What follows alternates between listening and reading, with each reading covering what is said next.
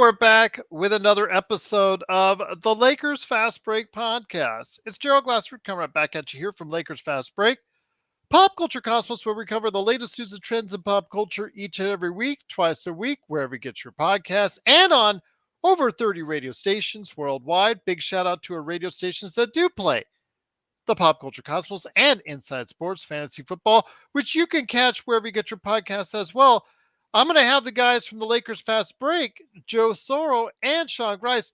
We're going to record it tomorrow night covering NFL Week 14. So go ahead and join us this week for Inside Sports Fantasy Football. Plus also as well, go ahead and please check out what we're doing each and every time out right there for you at LakersBall.com.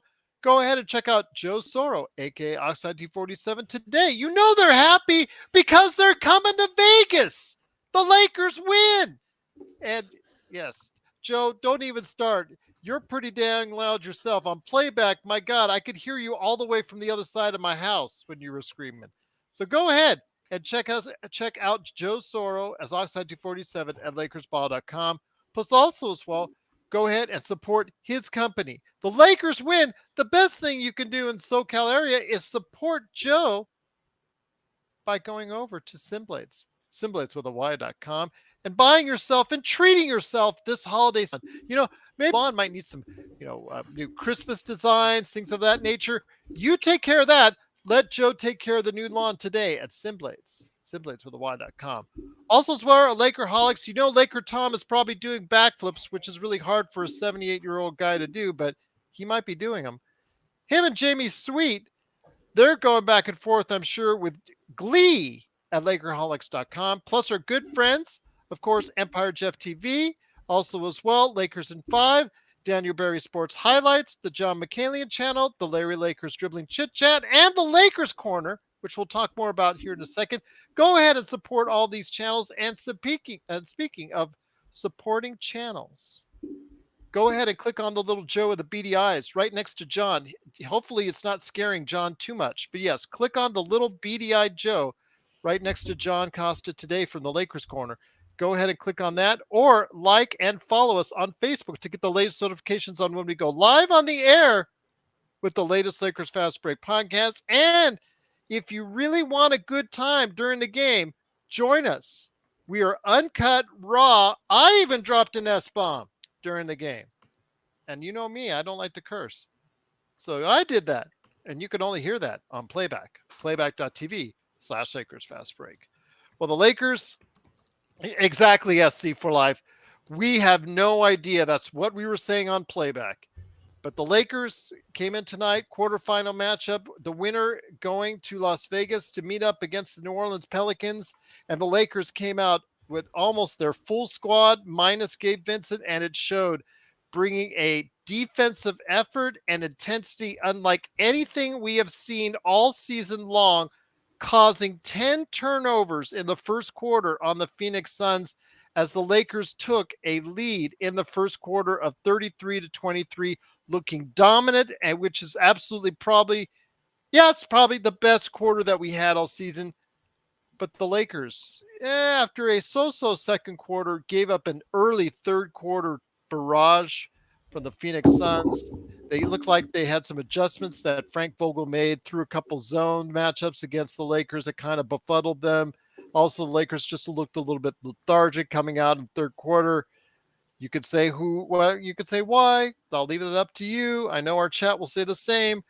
But the Lakers, in that fourth quarter, the intensity and the defense for both teams really touch three from Austin Reaves gets the Lakers the victory, and they are off to Vegas with a 106-103 victory. But more important to me, as I said on the pregame, is the fact that the Lakers are now in first place in the Pacific Division, and they're also moved up to fourth in the Pacific Division as well.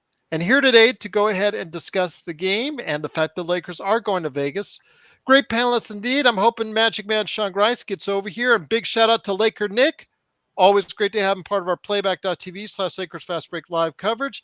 First man up, first man here. Good man indeed. It is the guy behind Ox1947 at LakersBall.com, and support him on this great company he works so hard at during the week, Simblades Simulates with the Y.com. It is Joe Soro. Joe, great to have you here. That is about as good as it gets from a defensive and intensity standpoint from the Lakers. I hope they can duplicate that many, many more times this season.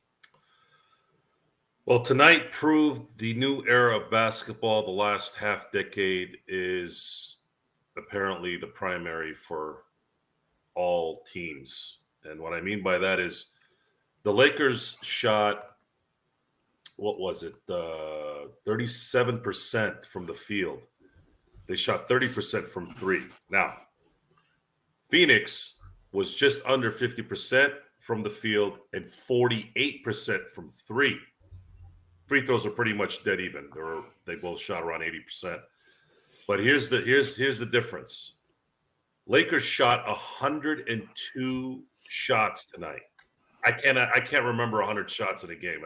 I know it's probably happened in this year, but I don't remember seeing it.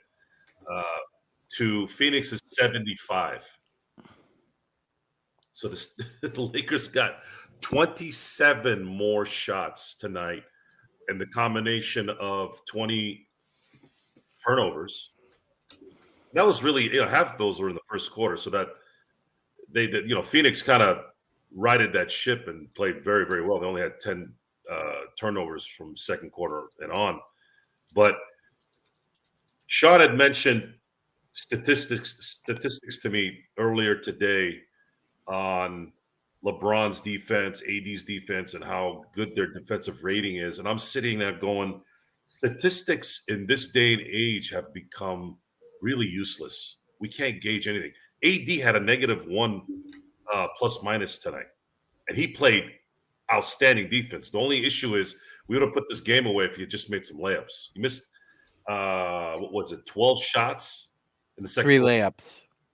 I think it was more than 3 layups. It was 3. 5 or 6. But in the end, the Lakers played, this is 2 games in a row they've played very, very, very good defense. And for those who were clamoring and begging and screaming for Jared Vanderbilt, apparently you guys might have been right. Getting him into this team, not only when he's in there, seemed to have, I don't know, reinvigorated their defense in a way where even when he's not in there, they're effective.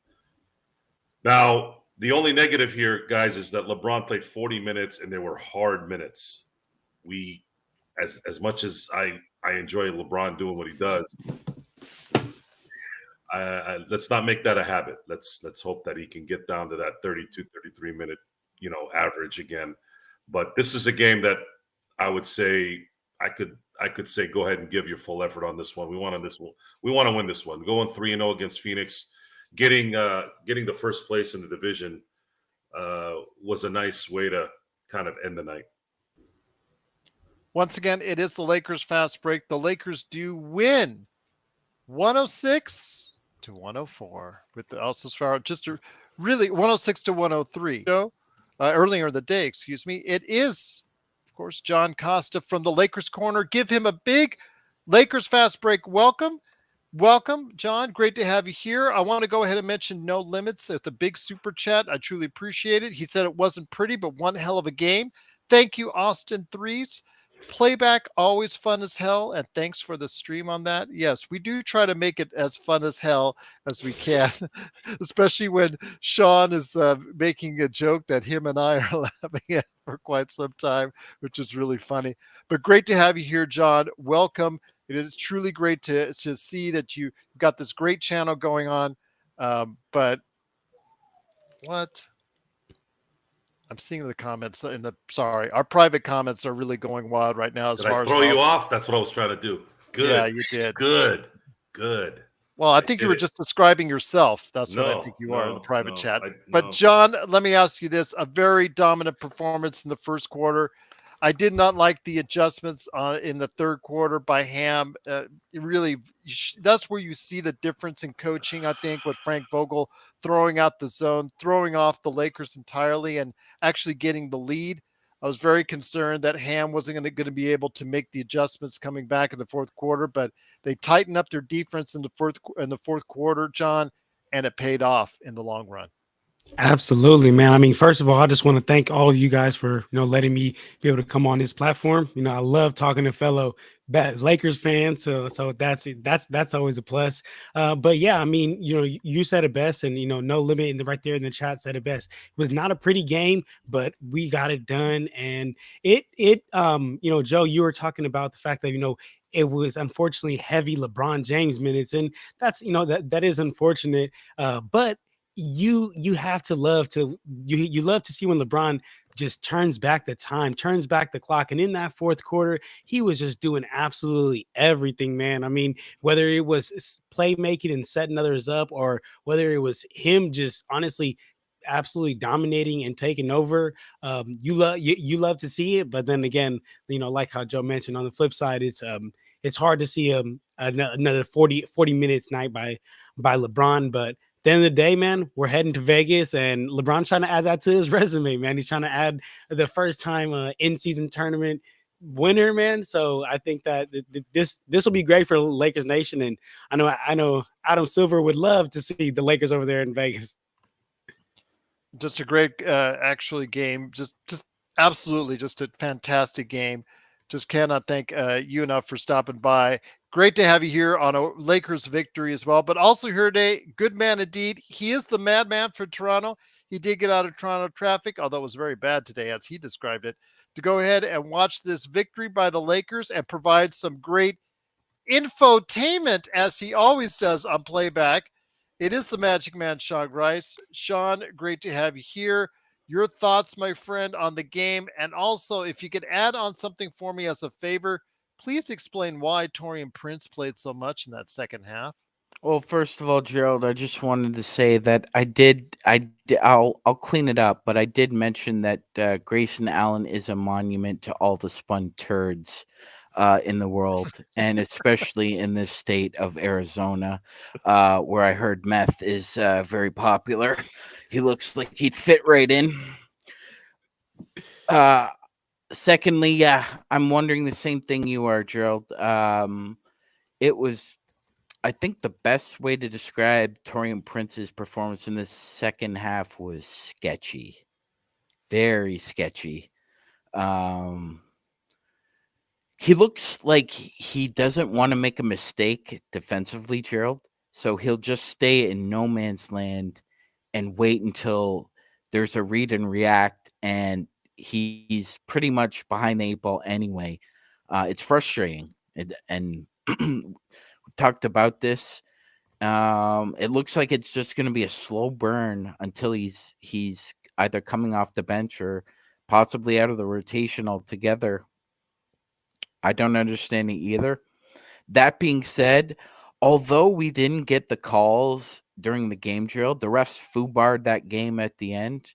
That at best that should have been a jump ball, and I understand why the Suns were so upset. On the other hand, spaghettios. We've been on the other end of those, so We were on it tonight. There were several calls that the Lakers didn't get, and there were several easy no calls that should have been made on the Phoenix Suns. yeah, we've been on the other end of a foobar, Gerald. So the fact that it happened tonight in our favor, I think that's good karma, man. Especially going into Vegas. Now it's on to the Pelicans, and that's going to be a really interesting matchup because I think we're going to have to throw multiple looks at a Zion and CJ offense, so that'll be a good test for a perimeter defense again. But as for tonight, that first half was exemplary defense. The trap that Rui and AD set for Book, just beyond half court there, that was very, very, very well done. And although Vogel adjusted, I thought that AD made a really good heady decision of showing as much as he could, Gerald, in the fourth quarter, especially with Booker running the point and trying to recover as quickly as possible. I mean, that block on Grayson Allen after he showed on the roll. Like, I know there was another great great individual performance after that. But that to me shows why he should be Defensive Player of the Year. I know it's still early, but he Way he matched up on Booker when he was out on an island with him, I thought was absolutely excellent. very, very, very well done. Hats off to AD. Once again, it is the Lakers fast break. The Lakers do win today, heading to Vegas after 106-103 victory. John, I'm going to bring it back over to you.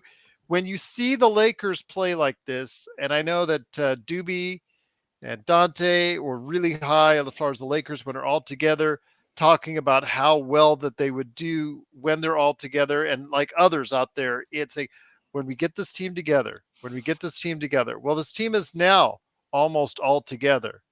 We start to see the signs. That first quarter is about as dominant a first quarter as you can have over a team that is really, really good in their own right. Your thoughts on where this team can now go and where they could take this momentum after today's victory?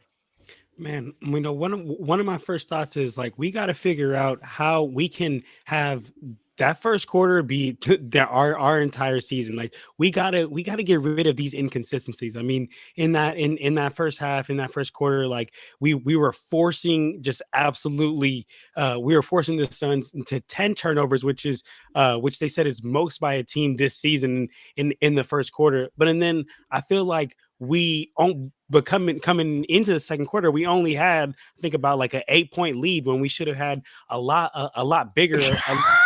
A lot bigger of a lead. Sorry, you guys. I'm sorry. These adolescents that are with me.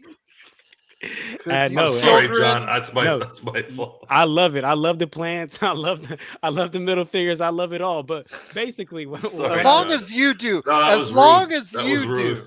I had to do it. Sorry. I love it. But look, man. It's rude. It's making fun of my house.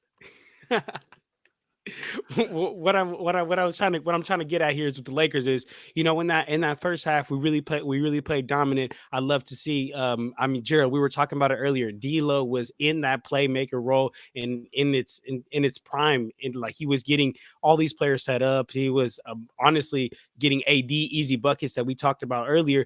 But then again, like I just don't feel like we were converting on the other end as much as we should have. Like for the Suns to have again like a 10 turnover first quarter, we should have really extended that lead, but we couldn't necessarily do that. We did dominate the glass and just dominated the paint. And when I talk about the inconsistencies, like this is what I mean. Anthony Davis is capable of doing this like every single night, but it seems to be that Anthony Davis like picks and chooses like the nights against bad teams. Or yeah, exactly, Gerald. It's all up here. It's in the heart. He picks and chooses because I guarantee the night when we play like a Joel Embiid or Jokic, not even just because those are the best players, AD won't even have that same energy. He won't even be boxing out the same. He won't even be as aggressive.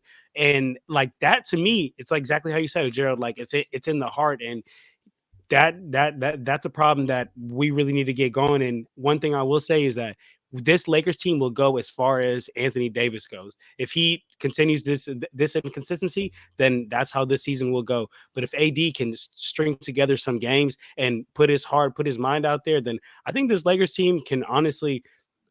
I don't think no one's in the West is really messing with Denver. I'm just going to be honest, whether Lakers fan or not. I'm just being real. Gerald talked about being a realist earlier. I don't think anyone's messing with the Denver Nuggets. But if AD can string together some great games, I think we're the team right there that can at least give him a shot. Lakers win 106-103. They now are 13-9 on the season. Fourth place in the Western Conference, first place in the Pacific Division. Joe, do you concur with what John was saying?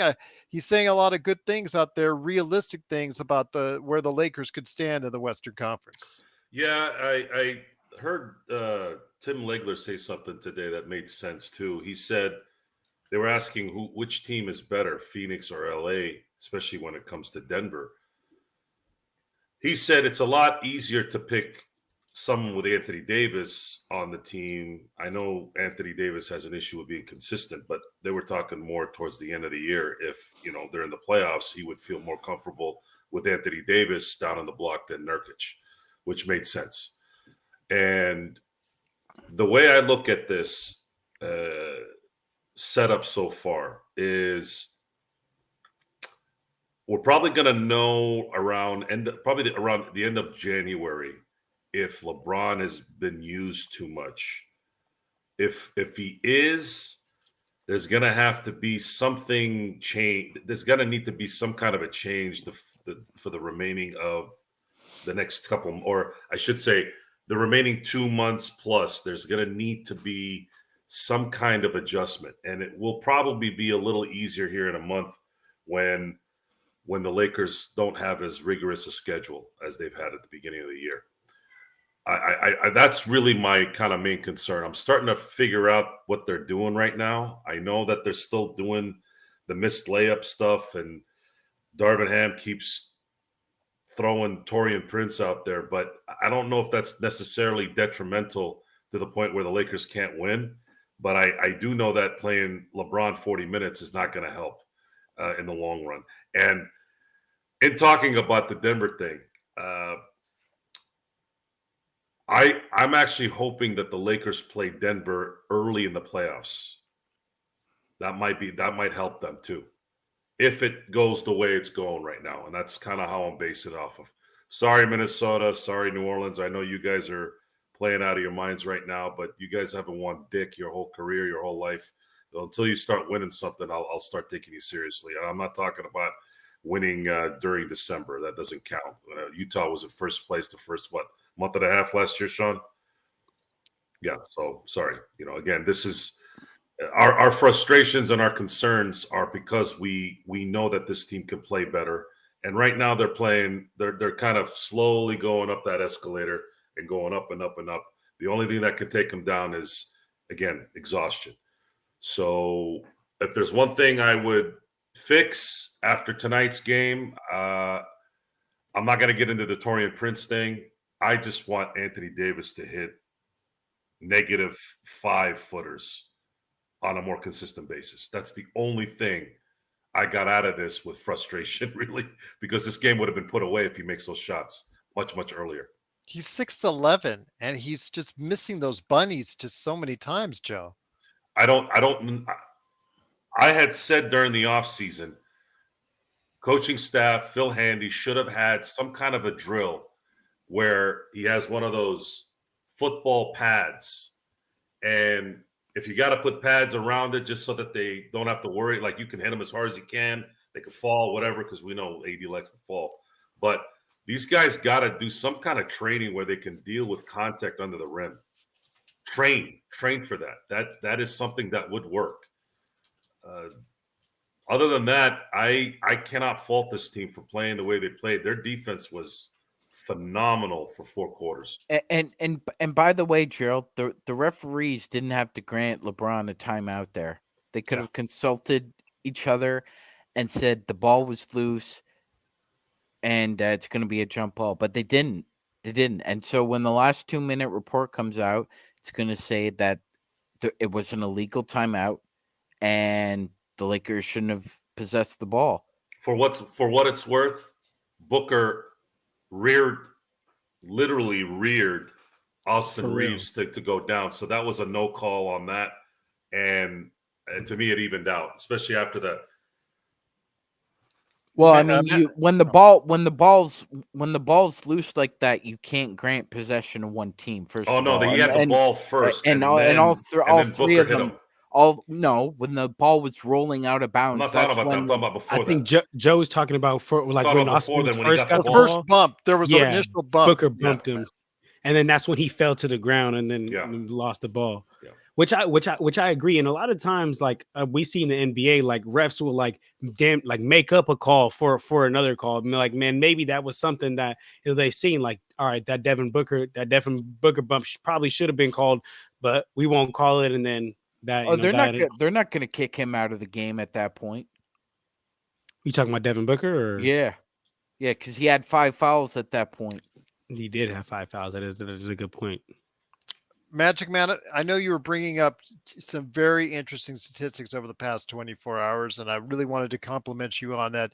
If you wanted to go more in detail on how that might have worked out as far as for today's game, you can go ahead and correlate if you want. But the time is yours now, right now, my friend, as far as what you're seeing as far as in the statistics and analytics and how it relates to when the Lakers are now after such a great victory. Yeah. So what's interesting, Gerald, is that we were just pointing out yesterday that the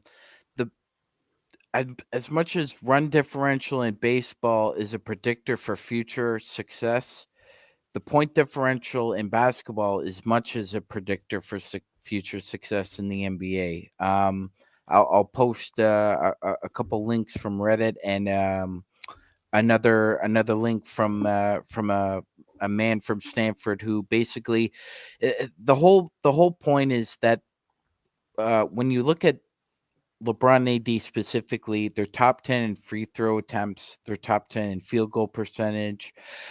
LeBron's uptick in defensive performances combined with a lower turnover rate, it's indicative of two things are happening for the Lakers, and it's going to lead to one. So either they've plateaued, which says that LeBron AD can't go another level, right? And the Lakers kind of stay where they are, especially with their point differential, or they haven't peaked yet. And if you're going to look at the record versus where the Lakers basically advanced analytics go, it tells you, Gerald, that the Lakers likely haven't peaked yet, and they've needed reinforcements to just kind of reinforce that. And I think this game is kind of indicative of that. You basically had a 19-point swing when you brought in Jared Vanderbilt the first time. Like the Lakers were up 15 almost in about 4 minutes. Flip side, Gerald, Ham really didn't adjust in that third quarter, did he? And it was a 14-0 run. And so it swung the other way. So Or just like when he took LeBron out. Remember, he took LeBron out in the second quarter, and they went on a run then too. Yeah. And just for reference purposes, Jared, what was LeBron's plus minus tonight? LeBron's plus minus tonight, as I'm looking forward right now, is plus 12, just to let you know. Plus 12. Okay. So he's a plus 83 coming into this game, and now he's a plus 95. And we played 22 games. You're talking about a Lakers team that's almost 4.5 points plus with him on the floor, Gerald, at almost 39 years old. Like, that's what I keep saying. But the biggest number for me, though, Sean, is 40. Like Joe said, 40 minutes tonight. Gerald, again, Herb what Jones. did I say? I mean, let me just say, my yeah, Herb Jones is going to be all over him. Yeah. On the 7th, Gerald, he can't play 40 minutes. It's not. The result won't be the same. You're borrowing from Peter to pay Paul. At what point in time does the candle stop burning at both ends in regards to that? And I can see what Joe's saying in regards to that. But Magic Man, yeah, definitely you just got to look at the analytics closer, like you are, in order to appreciate exactly what's going on with the Lakers. But Joe, it is a great victory. The Lakers head to Vegas now in the semifinals. What do you see as far as, let's just get a little bit started, Peter? We'll obviously go into more detail here. Obviously tomorrow we'll go into a little bit more detail on that. But your thoughts, my friend, as we head into Vegas for a semifinal matchup against the New Orleans Pelicans. I can see the Lakers finishing that game as well. The issue is going to be if they face Milwaukee in the finals. They're playing pretty well. Or Indiana in a track meet. How about a track meet? Indiana doesn't play defense at all. And I trust the Lakers defense to contain their offense enough to where we can play enough offense to probably win that one. They're almost scoring 130 points a game. Nobody's been able to contain them. Yeah. Well, that's going to change. Well, they haven't faced Anthony Davis yet, so here we go. Yeah, that's a great way to say it, Joe. Don't you want to, all your positivity crap that you were saying at the end of the game? What happened to that, buddy? MV213 asking. You said fuck, John, you said F. I'm sorry. Sorry, Gerald. I didn't mean to say that. You said John, F like 20 times in a row. No. Rah, rah, rah, rah, rah, rah. Arthur, thank Just you for not the on super this. chat. Just not on this program. Truly appreciate the super chats by both you and also as well. Just truly appreciate the super chats tonight. Just absolutely amazing. John, let me bring it back in here. Arthur Johnson says Cam has no offense, none. In fact, his offense was offensive. It's not pretty, but his defense today, I really think, was a big reason why, especially in that first quarter, why the Lakers got the victory tonight. Absolutely. Absolutely. Arthur, you're right. I mean, Cam definitely wasn't a positive on offense tonight, and I mean, good thing we didn't bring him in for an offense. Good thing we didn't bring him in relying him to have like that offensive spurt. We brought him in for exactly what he did and exactly what you just talked about, Joe. To be that defender, to be that guy that will be able to be a Jared Vanderbilt 2.0 in a way. Maybe not as great as Jared Vanderbilt. We know what he does for this team and what he provides for us defensively. But I mean, I think that as far as like Cam Reddish, like you kind of got to live and die with these bad offensive games, man, because it's like we're not bringing you in to be that offensive guy. So if you do that, great. If you don't, play your role and do it and do what you got to do. So that's how I feel about Cam. And I mean, Gerald, we were talking about it earlier, how much like I actually think out of all the offseason additions, and I'd love to, get your thoughts, Joe and Sean, of like, the offseason additions of like, for me so far has been Cam. Cam's been my guy, but all personal favorite, but also like has made the most impact. I know we haven't got to see Gabe and whatnot for an extensive amount of time, but tonight, I mean, yeah, Cam Reddish offensive was scary, but we got the win done. John, you know how to piss people off? Say it's Torian Prince. That's the best. Yes. That'll get people started here in the chat right here. It is not Torian Prince. I'm kidding on that one, everyone. But yes, I'll tell you what, Cam Reddish has exceeded our expectations from someone who we thought was going to be the 12th guy coming off the bench. In fact, we thought JHS was going to get more burn than him.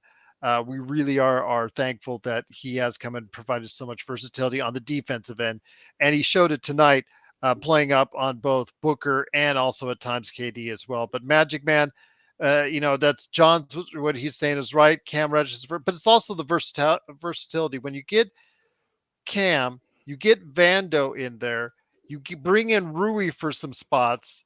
It just provides the versatility. You have these fresh bodies, you have these healthy bodies coming in there that provide you length, provide you reach, and we saw the effects of that, especially in that first quarter, Magic Man. Yeah, Gerald, especially.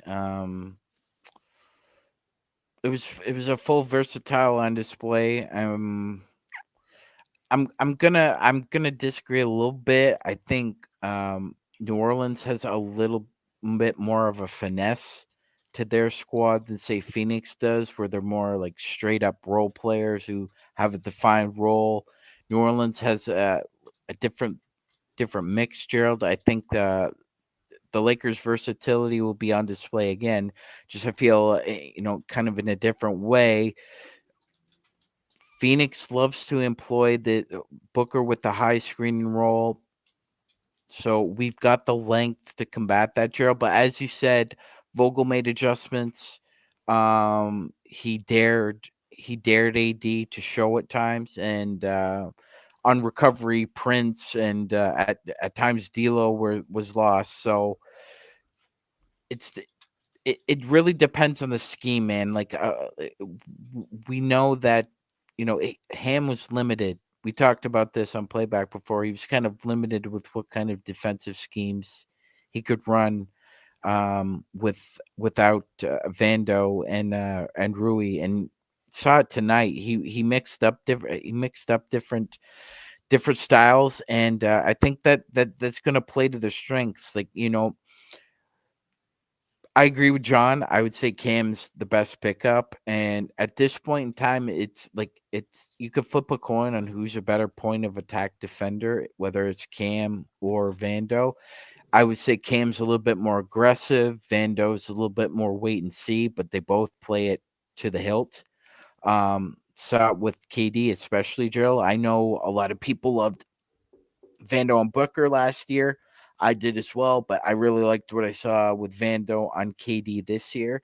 which bodes well, because if they do want to play that high screen and roll, piddling, at least we've got AD and Cam Reddish on the other side, so there's actually help, and there was better communication in that first quarter, Gerald.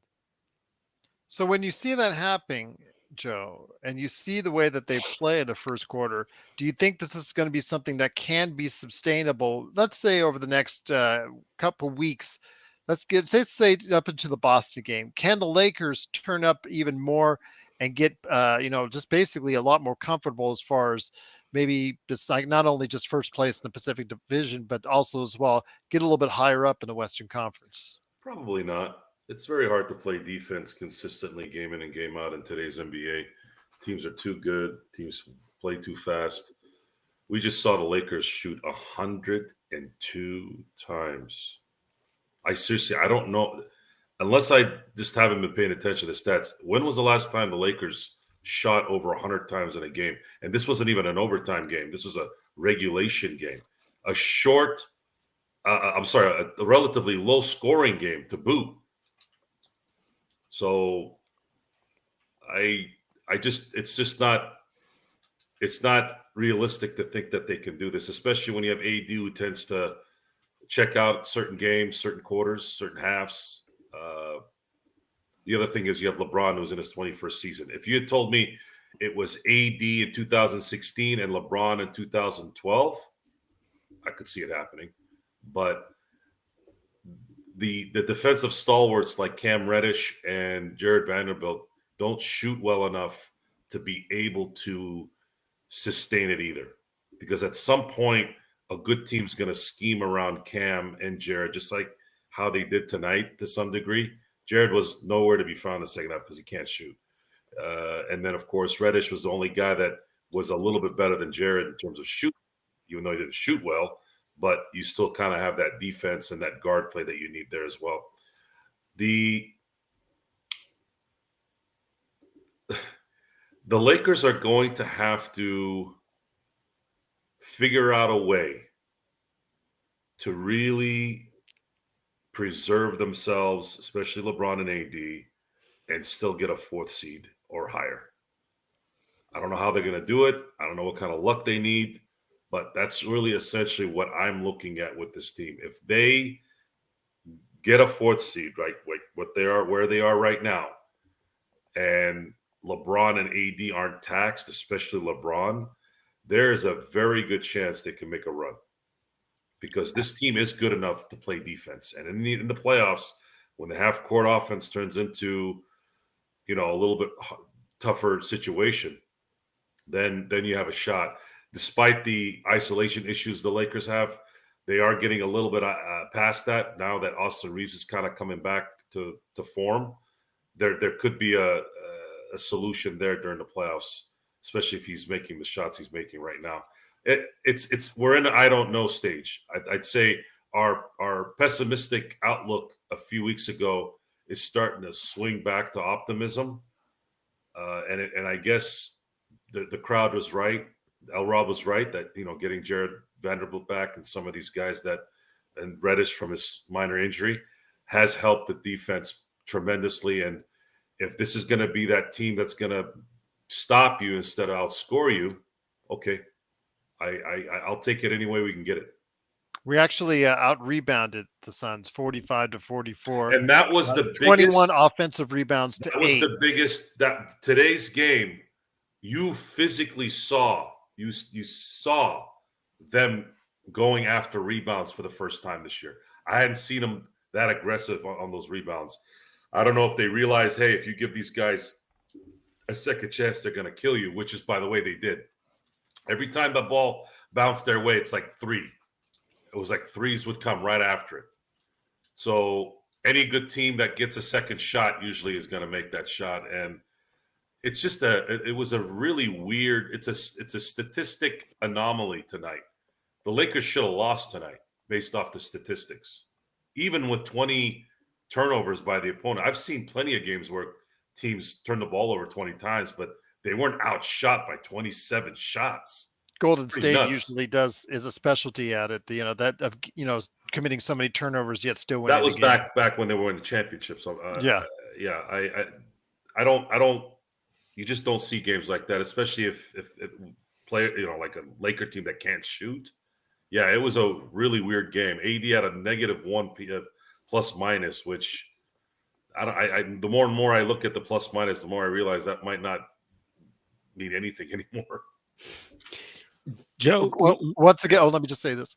Once again, it is the Lakers fast break. The Lakers do win 106-103. John Costa's here from the Lakers Corner. Please like and subscribe everything that he does on his YouTube channel. Also, as well, Magic Man Sean Grice and Joe Soro.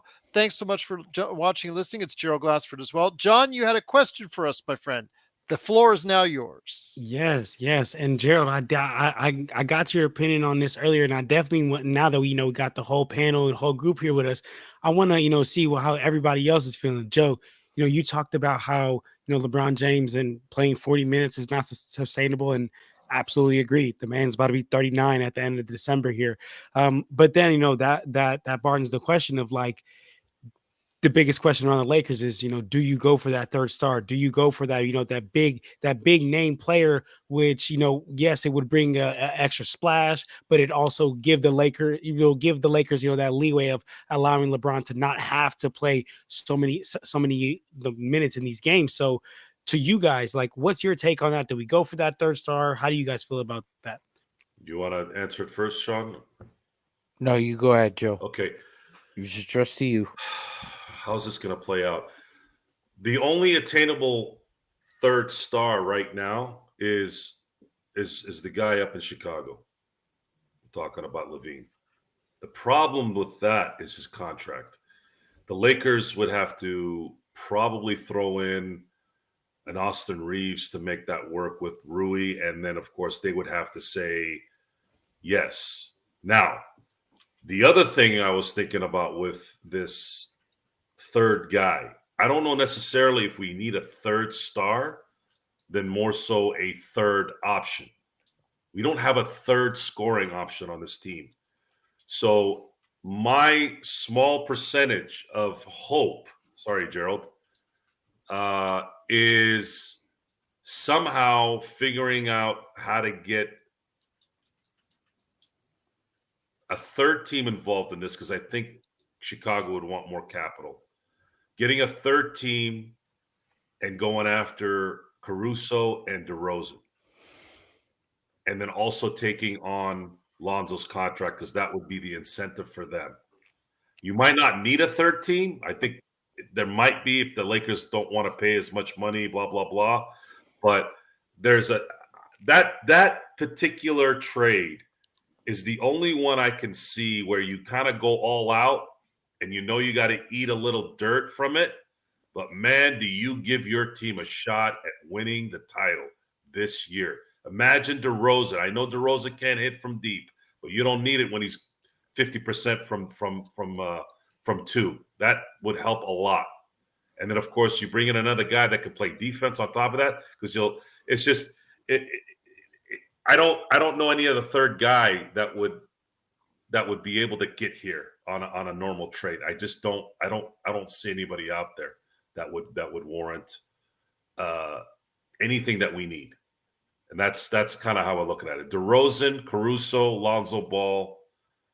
Lakers send a package, hopefully not Austin Reaves, maybe Rui, and then and then at that point you go after it. You go after it. And you have a guy that can hit timely threes with Caruso, play lockdown defense, and then you have DeRozan, who's a bona fide third option. And your third option with DeRozan is huge, huge. Now when LeBron sits, you don't have to worry about points not being scored.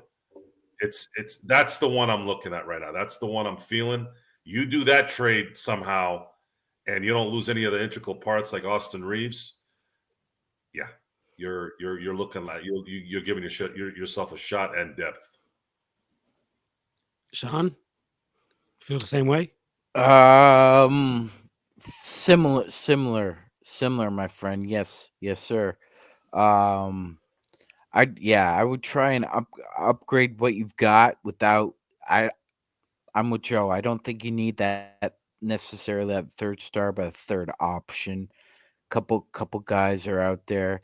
Um, if you could kill two birds with one stone, um, like Joe was saying, that Caruso DeRozan trade, it's not terrible. I don't love it, particularly because I think, you know, Phoenix tried to run that game on Denver last year. I think if the Lakers had DeRozan, it would be a lot of mid range and pinch post offense that I know I just don't see us stemming the tide with Denver if that's the case.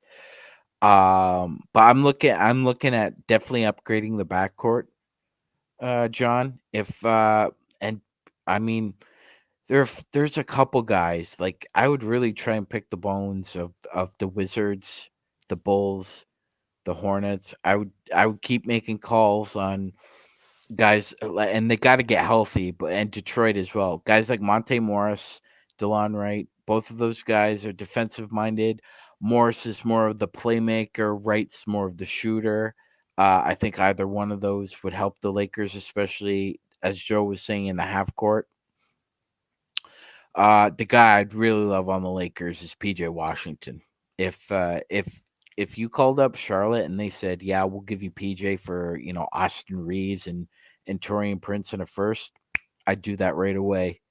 I think that guy is the best player on a bad team that can help a contender win a championship. What about And aside from as for the Bulls, you might be able to get Io as well, Gerald. Like that guy is a winning basketball player. He is a Bruce Brown on a bad team, and I think that guy would help immensely. Excellent thoughts there. Yeah, John. And then you've already went elaborate. Actually, tell everybody out there your thoughts on getting a third superstar. Is that what needed? Is that the missing link right now for the Los Angeles Lakers, in your opinion? I mean, in my opinion, it's not the missing link. I mean, you guys, I really don't need to, beat a dead horse. You guys said it best that it's like it's not necessarily about bringing in that third star. I think earlier Joe said like if we can just get anywhere of like that 3 to 4th seed, like we're good. LeBron and AD can take us home. So it's really just about getting there. We're not necessarily worried about being that number 1 or number 2 seed. So bringing a third star, like I don't think it's worth it because exactly of like we're gonna give up our depth, right? And Gerald, we were talking about this earlier of like how much the Lakers were so good last year, not because LeBron and AD were just the most dominant duo. They were very good, and they, when they go to the most unstoppable play in the NBA, which I believe still to this day is LeBron and AD pick and roll, they can go to that and they'll eat on that. But the reason why the Lakers made that Western Conference Finals run last year is because we were so deep. You didn't know if you were going to get a 20-point game from Rui, from AR. You didn't know what you were going to get from D'Lo. Every night, you didn't know who was going to step up.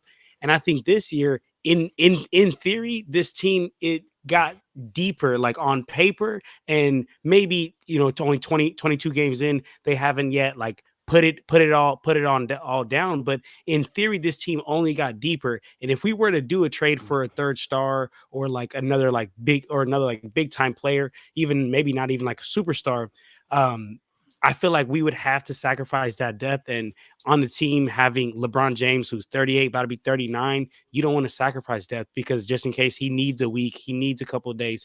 You don't want to sacrifice depth on a team where Anthony Davis, like Joe said earlier, this man just likes to fall. Like it's like what he likes to do, I guess. So, and when you have him, you need to have reliable backup players. So I personally would say I'm good on that third star, and I'd rather just keep the deepness of this team.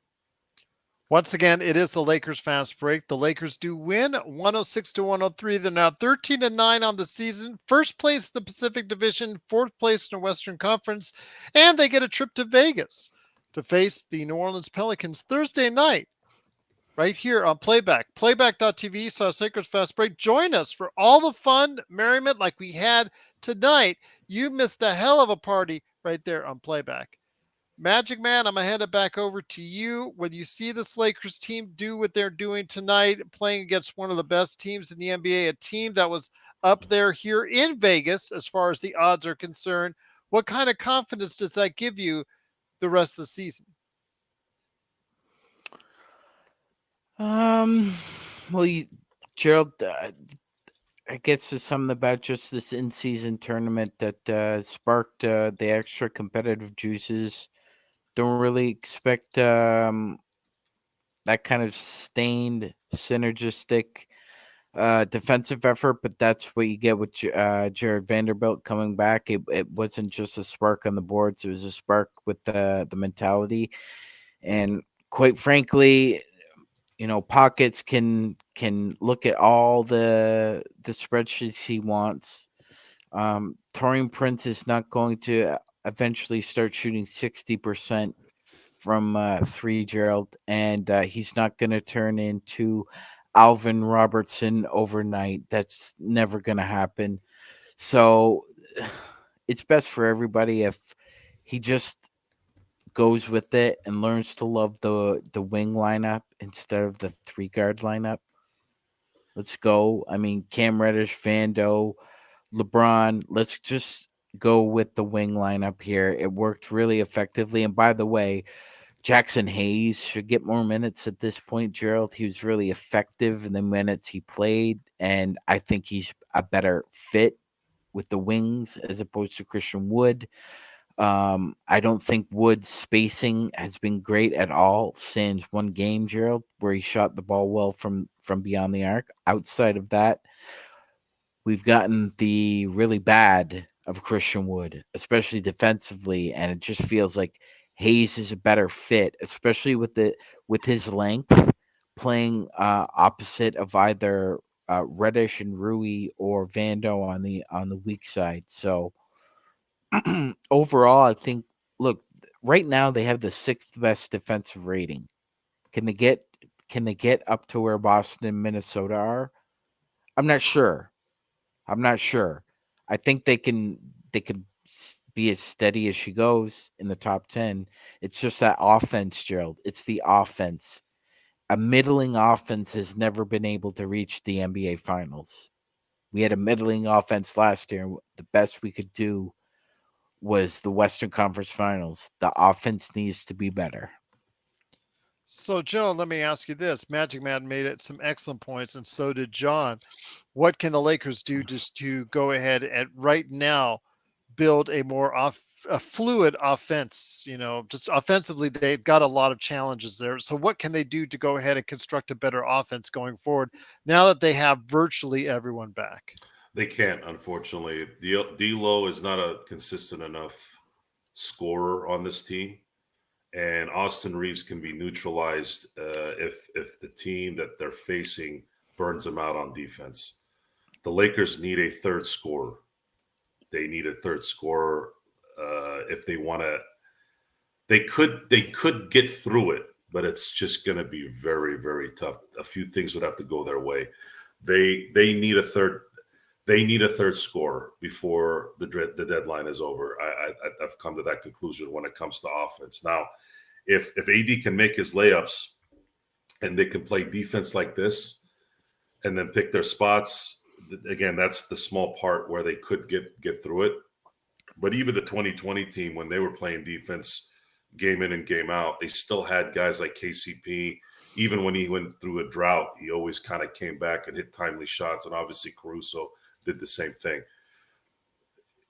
And let's not forget Rondo turned into a 3-point magician. That whole I still forget about Rondo in that run. I keep talking about KCP and Caruso and Kuzma and then not realize, wait a minute, Rondo was the guy making non-3-pointers out of nowhere, nonstop. I mean, you had no shot at that point beating that team if that guy was making shots. So we have to have guys that make timely shots from that location, game in and game out.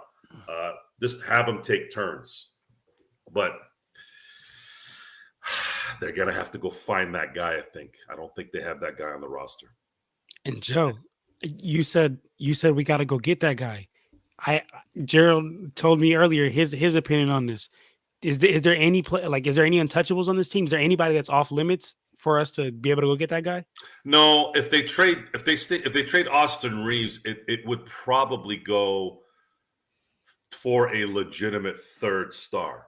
Okay. It would be a combination Austin of Rui package. Austin and Rui package because of their salaries, and then you would, if somebody wanted Vando to for a big contract, you'd probably have to throw him in there. But then you're kind of going back again on reducing your depth again, and then going after the third star, which I wouldn't do that. What we need is the Lakers need to play it by ear right now, and then once things start to settle, then make a decision on what's presented.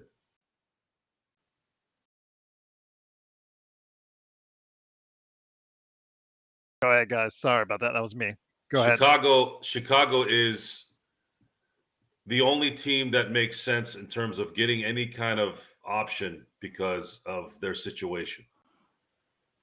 Their situation right now is it doesn't look like they're going to be competing this year, and they're going to want to get assets at some point. But the Lakers are going to have to take on some stuff here. That's the thing is, are they willing to take on a dead contract like Lonzo Ball to get DeRozan and Caruso? That is the first one. PJ Washington, does Kupchak want to help the Lakers? Probably not. But if that trade presents itself, that could be something very, very interesting as long as it's not Austin Reaves. Did he help the Lakers when he was getting you-know-who and you-know-who? Mozgov and Deng? Kind of undermined the team. So this is interesting, Gerald. And I watched a replay of it, and actually, they kind of have a point here. Question for the referee pool. Why were the Lakers awarded a timeout when it appeared that they did not have possession of the ball? So the crew chief, Tiven. During live play, the official felt that LA still had possession of the ball when LeBron James requested the timeout.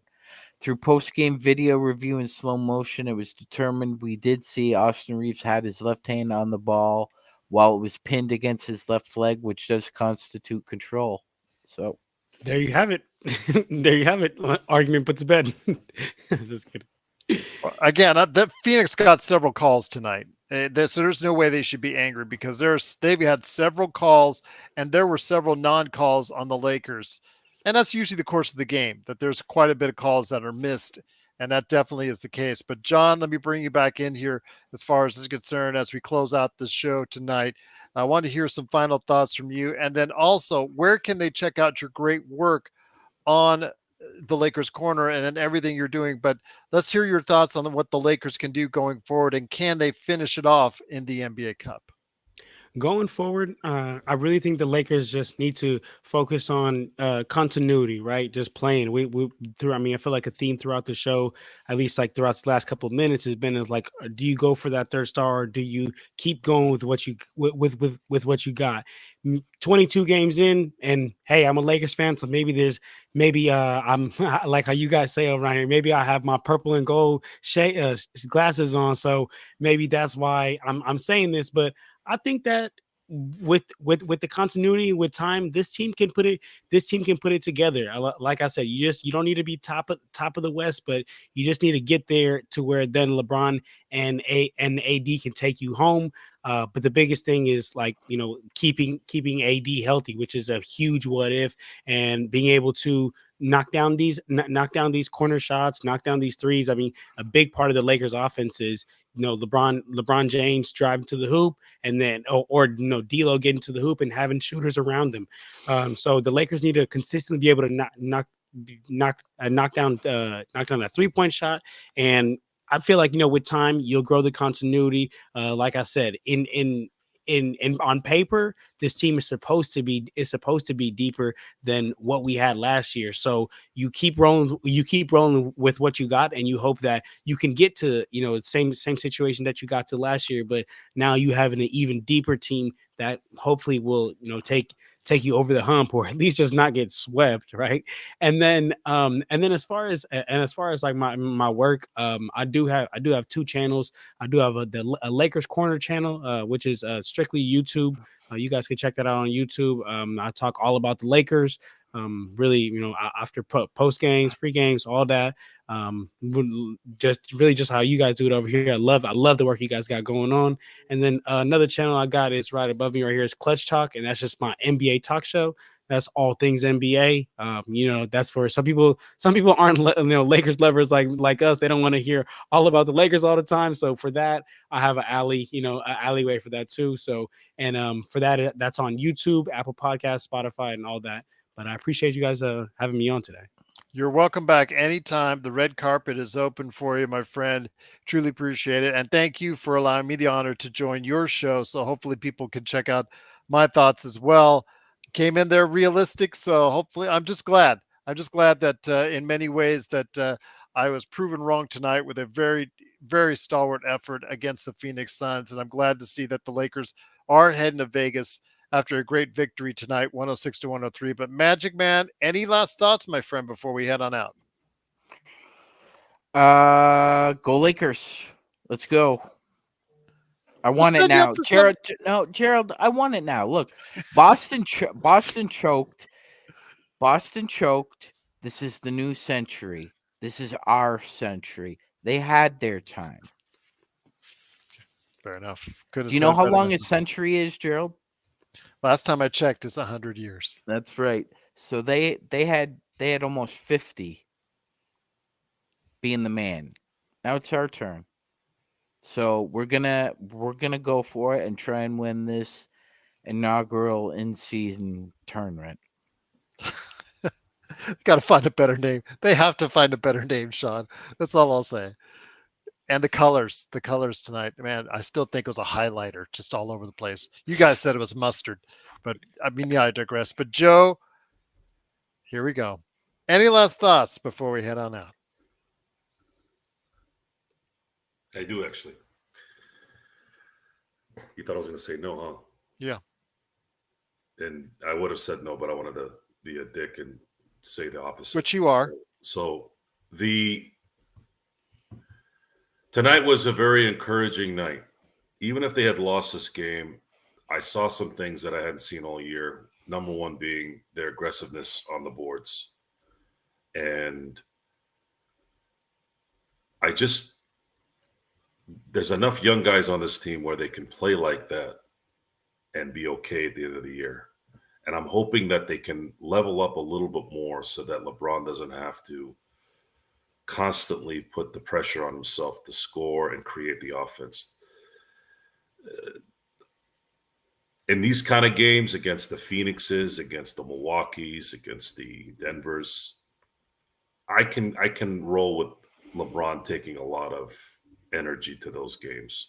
But can you guys please pick up the slack against the other half of the league that stink, so that LeBron and AD can continue to sit fourth quarters at least 10 more times this year? If you could do that, then I'll feel much better. But tonight, I was very, very, very, very encouraged by how they played, despite the missed layups. That's part of the game. But overall, I was very, very happy on how they played from beginning to end. Even that little start at the third quarter, you're playing a mega star in Durant who's still got it. And you got a guy in Devin Booker who scored 70 points in a game. You're not playing a bunch of rec guys here. You're talking about a first ballot Hall of Fame MVP champion, and you're talking about a future Hall of Famer in Devin Booker in his prime. So you did good tonight. You won, and you won in a lot of ways the way we want you to win. We want you to win by defense. We want you to be aggressive on the boards, and of course hit clutch shots, because that's really what the league is. It's about those things, and they did all of them. And LeBron, of course, having a vintage game. He's only adding to a legacy that's, in terms of accomplishment, that looks like it will never be matched. This is looking very, very much like a Tom Brady stat or a Jerry Rice stat for the future. There's no one that's going to touch LeBron's stats, especially if he plays another 2-3 years like this.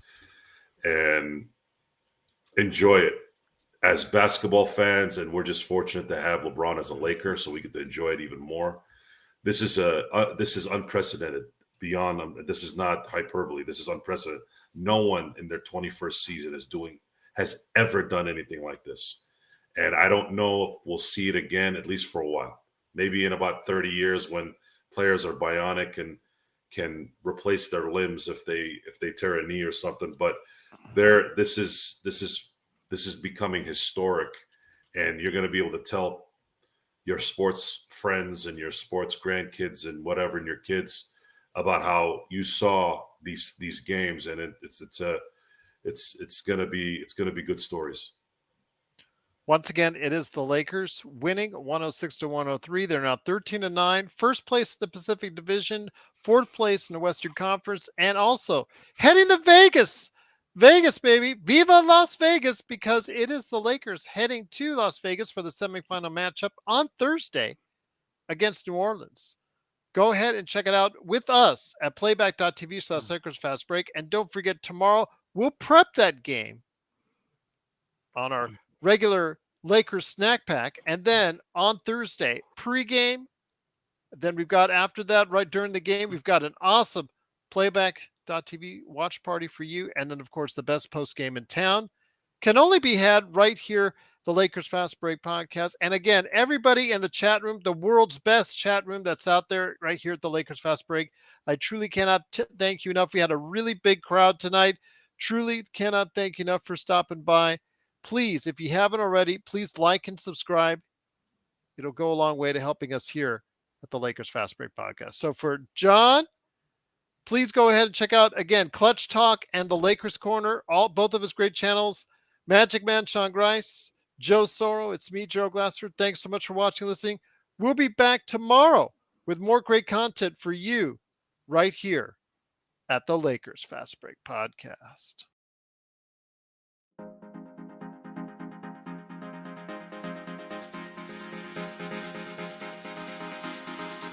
Mm.